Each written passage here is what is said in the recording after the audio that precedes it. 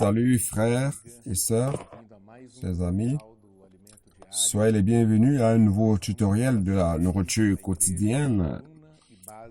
Nous étudions la série Église, colonne et base de la vérité. C'est la 3e semaine de ce livre.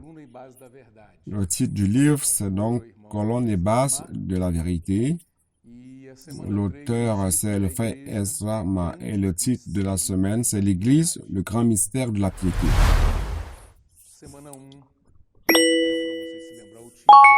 Donc, pour rappel, la première semaine, Église, la maison de Dieu. Deuxième semaine, Église, colonne et base de la vérité. Et maintenant, 3e semaine, l'Église, le grand mystère de la piété. La semaine dernière, l'auteur a mentionné 7 éléments qui constituent la colonne et la base de la vérité, qui sont la foi, sous son aspect objectif, la foi objective, la vérité, les saints enseignements, la vie éternelle, la piété, la foi subjective et la conscience. Donc, ces 7 éléments, Paul les montre à Timothée dans ces 2 épîtres. Ce sont des éléments très importants et l'auteur nous a aidés à voir chacun d'eux. La semaine dernière, il a mis en exergue les 3 premiers éléments qui sont la foi objective, la vérité et les saints enseignements. Donc, à cause du temps, il a laissé les autres éléments pour être abordés cette semaine.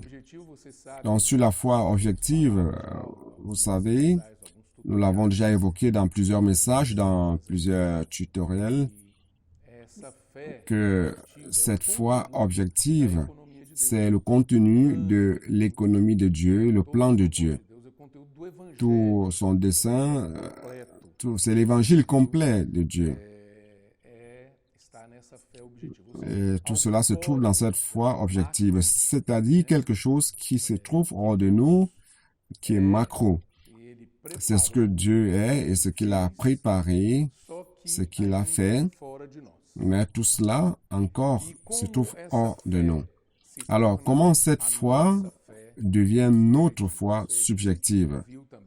Et nous avons vu aussi cela dans cette illustration, ce schéma, avec les cercles à gauche, avec la parole foi, notre foi, il y a la foi objective, et au milieu, le camion qui transporte le contenu de la foi vers où? Vers l'intérieur de l'homme. Et l'homme est représenté par les 3 cercles concentriques, car l'homme est composé du corps, de l'âme et de l'esprit. Et dans la partie la plus interne de l'homme, nous avons l'esprit.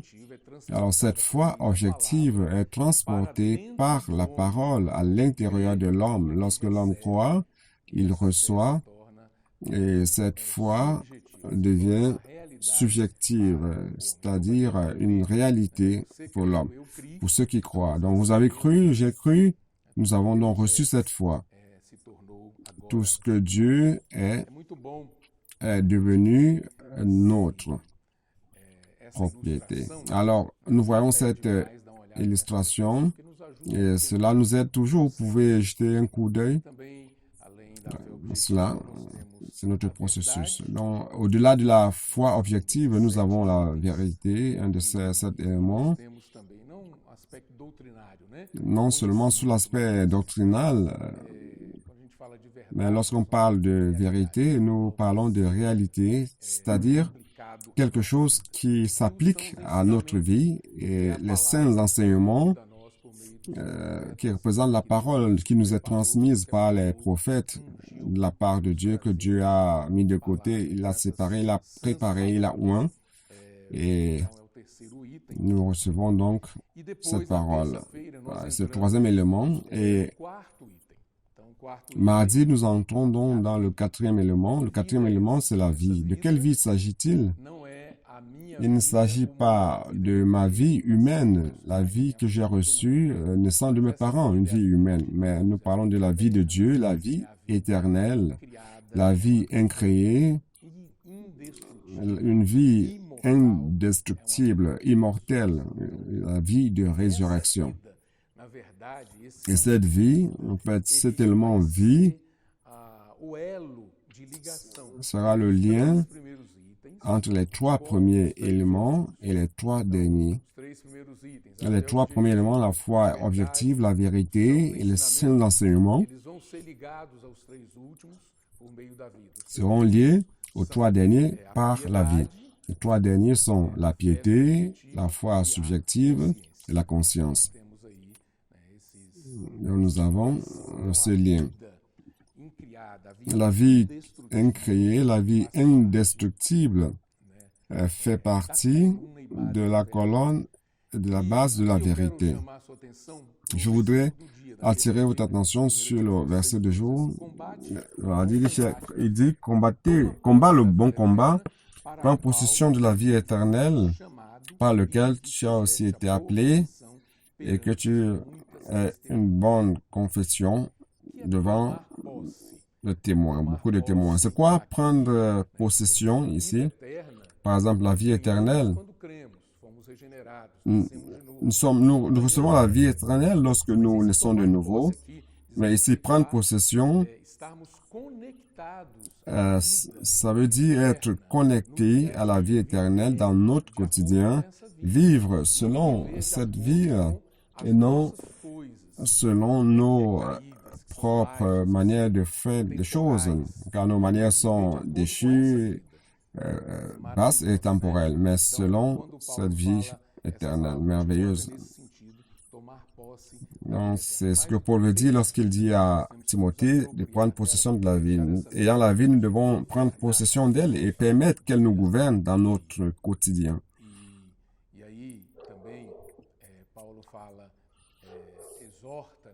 Et Paul,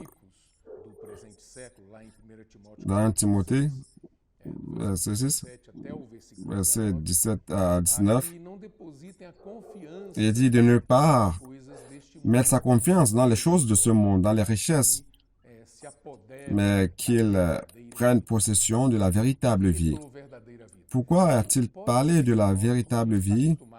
C'est peu que nous, étant habitués à vivre dans cette vie matérielle, nous pourrions penser que c'est une vie véritable. C'est la véritable vie. Mais en fait, c'est une vie passagère, corruptible et qui va avoir une fin un jour. C'est une vie qui ne pourra pas être perpétuelle. C'est pour cela que nous devons nous saisir de la vie véritable et qui est réellement vie, c'est-à-dire la vie éternelle. Et Paul cite aussi certains passages qui montrent que cette vie, au-delà d'être immortelle, elle est éternelle, immortelle, indestructible. Et tous les éléments sont enregistrés dans la nourriture quotidienne et il vaut la peine de lire. Mercredi, on a deux autres éléments, la piété et la foi subjective. Et ici, nous montre le concept de piété.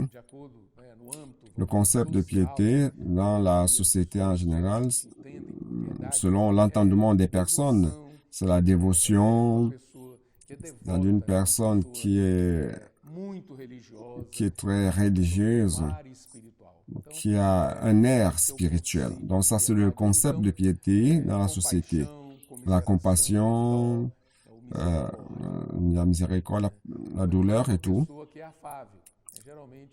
D'une personne affable. Ça, c'est le concept humain de la piété.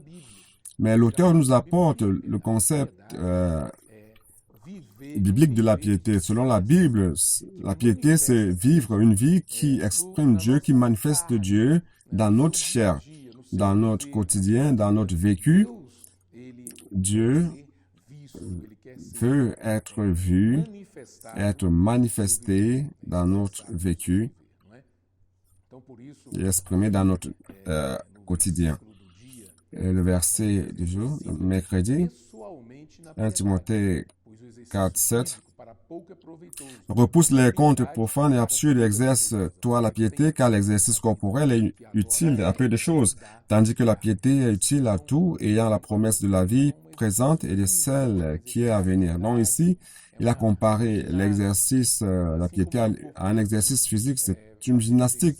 Tout comme mon corps a besoin de s'exercer pour maintenir mon corps en bonne santé et vivre, et bien vivre en santé, je dois aussi exercer l'esprit qui est la partie la plus interne de mon être. C'est l'exercice de la piété. Et où est-ce que je dois faire cela? Dans tous les lieux, dans tous les aspects, sous tous les aspects de la vie.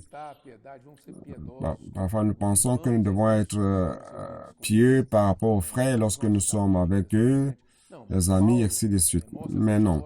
Paul montre à Timothée qu'il doit exercer cette piété même aussi à la maison.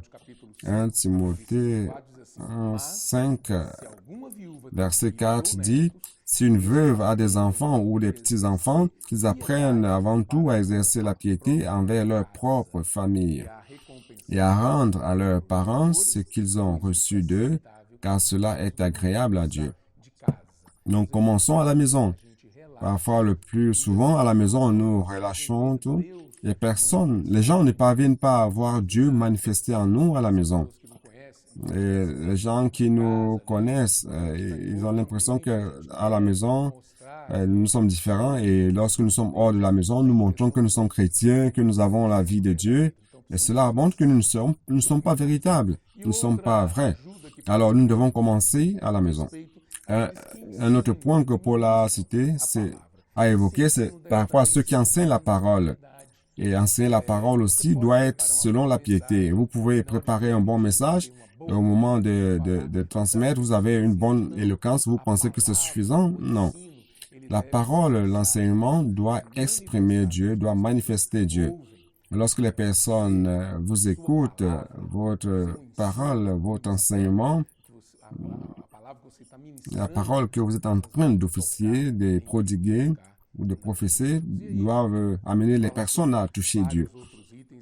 Il parle d'autres éléments. C'est un jour qui est très rempli et vous devez lire cela, cela vaut la peine à propos de la piété. À la fin, il parle de la foi subjective. L'aspect subjectif de la foi, c'est-à-dire notre capacité de croire. La foi objective, c'est ce que Dieu est, la personne de Dieu, tout ce qu'il a fait, son œuvre. Et la foi subjective, c'est lorsque nous recevons tout ce qu'il est à travers la foi. Et jeudi, il continue avec cet élément qui est la foi subjective. Il montre le concept de la foi selon Hébreux 11.1 et il montre aussi dans l'expérience comment cela se passe, comment recevoir, comment s'approprier de la foi dans notre quotidien. Et il apporte l'exemple de Pierre qui est dans Matthieu chapitre 14 de 24 à 31. Lorsque les disciples étaient sur le bateau et Jésus marchait sur les eaux vers les disciples. Dans les disciples, la grande majorité disent, ah, le Seigneur, il est Seigneur. C'est normal que le Seigneur fasse cela. Mais Pierre a voulu avoir une expérience avec le Seigneur. Il a voulu expérimenter quelque chose de spécial dans cette situation-là. Il a dit, Seigneur, si c'est toi, commande que je vienne vers toi marchant sur les eaux. Vous voyez, c'est quelque chose de merveilleux. Mais il a dit commande. C'est-à-dire qu'il allait agir sur ou alors sur ce que le Seigneur allait dire. Et lorsque le Seigneur a dit viens, alors Pierre a commencé à marcher sur les eaux. C'est merveilleux, n'est-ce pas? Donc la foi doit produire une action en nous. Pierre a cru et il a commencé à marcher sur les eaux, tout comme le Seigneur marchait. Lorsqu'il regardait sur le Seigneur, lorsqu'il regardait vers le Seigneur, il était ferme. Mais lorsqu'il a commencé à regarder autour de lui, il s'est distrait et il s'est enfoncé. Donc il est important que nous marchions par la foi. La foi, c'est agir lorsque Dieu parle. Il ne s'agit pas de faire des choses n'importe comment, mais agir sous la parole de Dieu. Chaque fois que nous agissons sous la parole de Dieu, c'est confirmé par lui et nous sommes bénis. Durant ce temps que nous vivons, il y a beaucoup de dégradation et nous avons besoin de cet élément, colonne et base de la vérité, qui est la foi subjective. Et le dernier élément, c'est la conscience. C'est d'une grande importance, d'une importance vitale pour nous qui croyons au Seigneur. Avant de croire au Seigneur, notre esprit était mortifié. Mais une fois que nous avons cru, notre esprit a eu la vie, a gagné la vie. Et la fonction a commencé à être activée. Donc, il a trois aspects, l'esprit a trois aspects, la conscience, l'intuition et la communion. Donc, un des éléments importants, c'est la conscience. La conscience est très importante car c'est la mesure de notre condition, de notre état. C'est l'indicateur de comment vous êtes, comment vous vous portez. C'est la conscience. Donc, lorsque la lumière de la conscience s'allume, nous sommes régénérés, notre conscience a été restaurée et récupérée. Maintenant, elle nous donne des signaux lorsque nous ne marchons pas selon Dieu, selon la volonté de Dieu. Elle nous donne des signaux. Et nous devons immédiatement nous repentir et retourner vers le Seigneur. Donc, l'auteur ici fait la comparaison avec le tableau de bord d'une voiture. Ceux qui ont la voiture le savent. Il y a un tableau de bord. Il y a certaines lumières qui sont des indicateurs des problèmes. Lorsqu'il y a un problème dans la voiture, une de ces lumières s'allume. Et l'une des lumières, c'est celle de l'huile. Lorsque la lumière rouge de l'huile s'allume, vous devez faire attention. Le niveau d'huile est bas. Si vous continuez à rouler, vous allez causer des problèmes au moteur. Vous pourrez fondre votre moteur. Vous allez détruire le moteur de la voiture. Dans ce moment-là, vous devez remettre de l'huile dans la voiture, faire la manutention de la voiture. Donc, spirituellement, c'est la même chose. Lorsque la lumière de la conscience s'allume, nous devons immédiatement réagir à cette lumière, demander pardon au Seigneur, confesser nos péchés, et il va purifier notre conscience. Il va maintenir notre conscience bonne. Dans notre conscience, c'est comme un bateau sur la mer. S'il y a un trou, le bateau va s'enfoncer, il y aura un naufrage. Et c'est l'avertissement que Paul donne à Timothée, son jeune coopérateur. Nous devons aussi faire très attention aux mensonges, à l'hypocrisie, à l'injustice, aux choses mondaines et fuir de ces choses. Si nous tombons, nous péchons, nous devons nous repentir. Et la parole nous donne les conditions pour avoir un nouveau commencement. Hébreux 9, 14 dit ceci.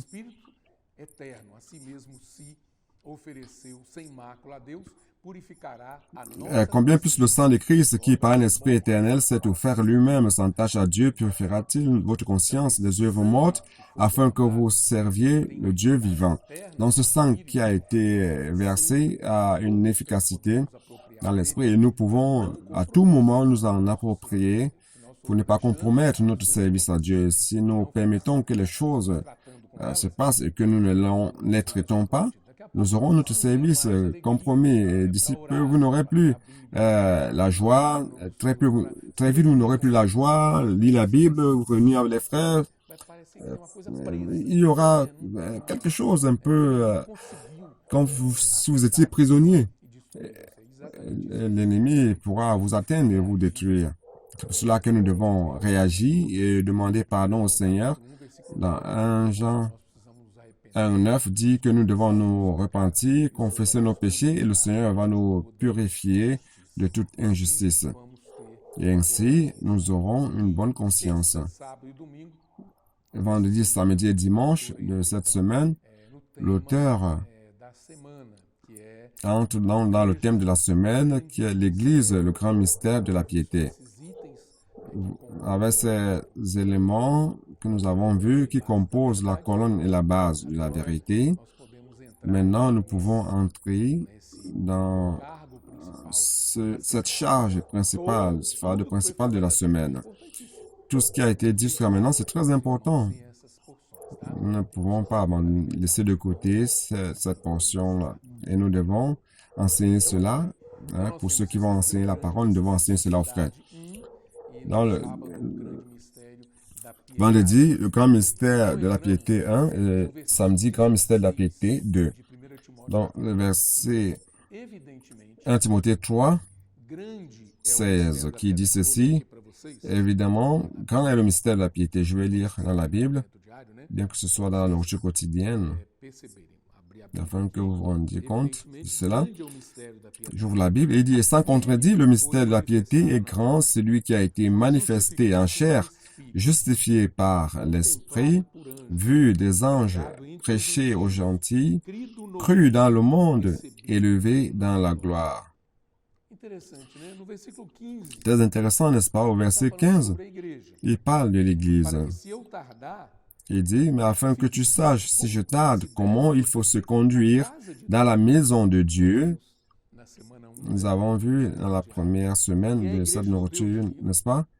Qui est l'Église du Dieu vivant, la colonne et l'appui de la vérité. Nous avons vu cela la semaine dernière.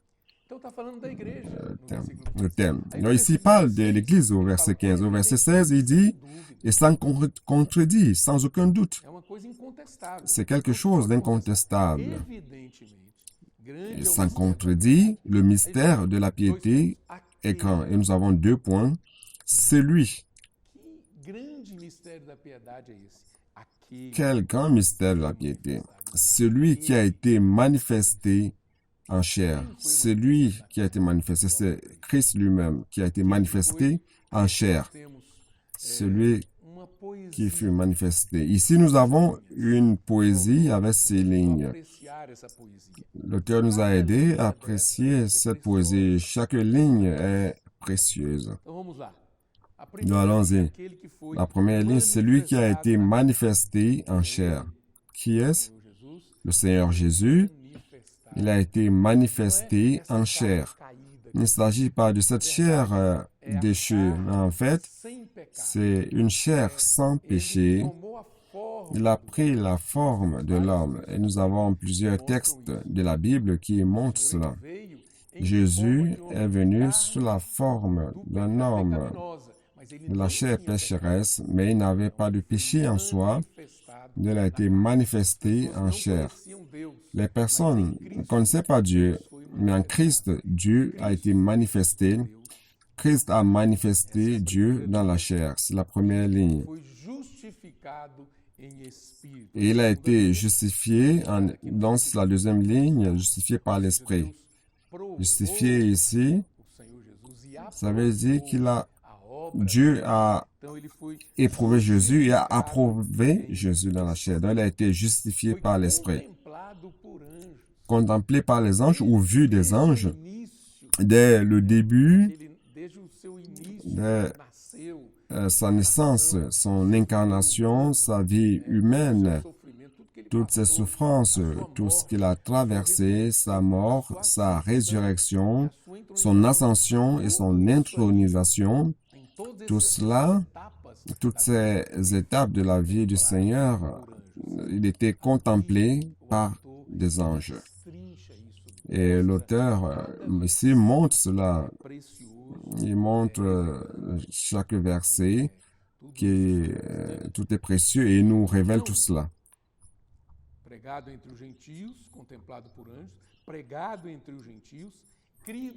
Donc, contemplé aux anges, prêché aux gentils, cru dans le monde, élevé dans la gloire. Donc, en principe, nous voyons ici Christ. Mais, arrivé au dernier élément, qu'on a l'impression que ce n'est pas, ça ne s'emboîte pas selon la séquence. mais selon la révélation que l'Esprit a donnée à l'auteur et qui nous a expliqué, qui nous montre ici, c'est que cette dernière ligne de la poésie, élevée dans la gloire, ici, ce Seigneur Jésus n'est plus seul. Ici, il ne s'agit plus de ce Christ qui est venu et qui s'est incarné, mais ici, c'est le Christ qui est amplifié. Je voudrais lire ici le commentaire qui est écrit. Christ n'est plus... je vais aller à dimanche, d'accord? Donc, apparemment, le dernier paragraphe de la page 57, apparemment, cette poésie est seulement sur la personne de Jésus-Christ. Mais le dernier élément se réfère au Christ amplifié, Christ élevé, non seulement le Christ individuel, mais le Christ corporatif. L'homme Jésus était Dieu manifesté dans la chair. Cela, c'est le grand mystère que les Juifs ne parvenaient pas à comprendre. Après l'ascension, Jésus est revenu comme l'Esprit vivifiant et aujourd'hui, il habite à l'intérieur de nous. Nous sommes le Christ corporatif. Le Christ élevé, le Christ amplifié. Donc aujourd'hui, il y a un mélange de Christ à l'Église. C'est pour cela que le thème, c'est l'Église, le grand mystère de la piété. Parce que c'est l'Église mélangée à Christ. L'Église, c'est Dieu manifesté dans la chair. C'est le grand mystère de la piété qui était caché, mais qui a été révélé. Christ en nous, l'espérance de la gloire. C'est dans Colossiens 1, 27. Christ est en nous maintenant. Galates 2, 20, Paul dit cela aussi. Nous devons nous unir à Christ. Non, ce n'est plus moi qui vis, mais Christ qui vit en moi. Non, la parole confirme cela.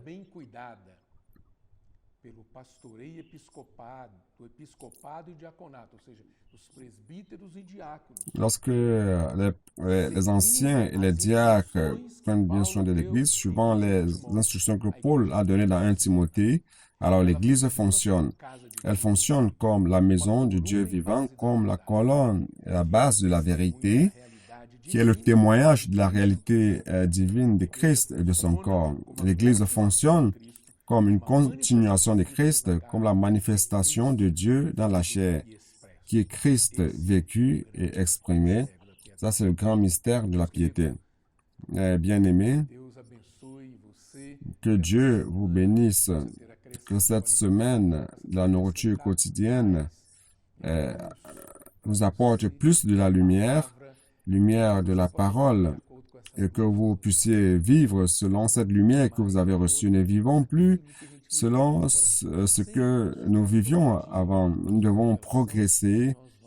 Le Seigneur va progresser dans la révélation et nous allons vivre selon cette nouvelle lumière. Que Dieu vous bénisse, spécialement durant ce jour de la dégradation, de l'iniquité.